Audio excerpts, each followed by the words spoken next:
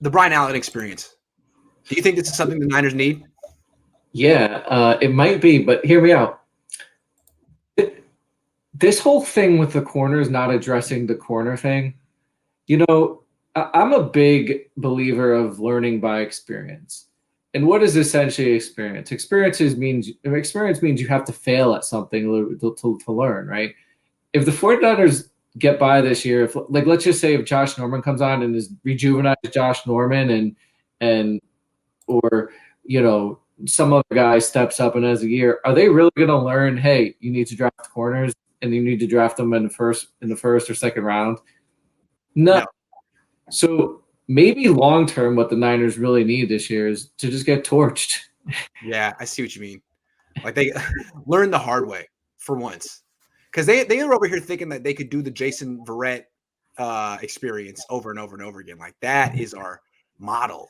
We just take the guy who's been hurt and give him a chance, and he'll work out, and just have faith.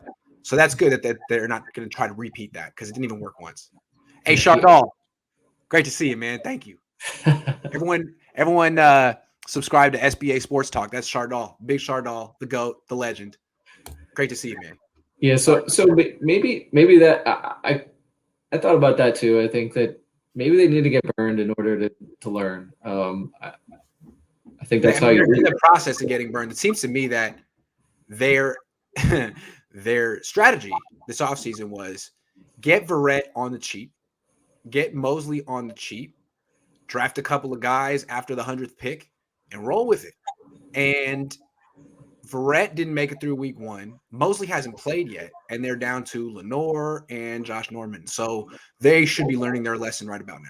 Yeah, the problem isn't the problem isn't just for Verrett, right? Because it's that Mosley Mosley is having problems seeing the field. On the field too.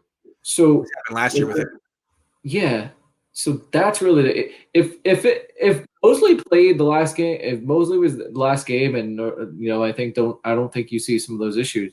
And if Mosley was able to play and consistently, I don't think you'd see some of those issues. But he's had some issues in the past, playing and being available, and obviously Verrett, we all know about that. So if you're down to if your third corner now becomes your number 1 corner, that's not good.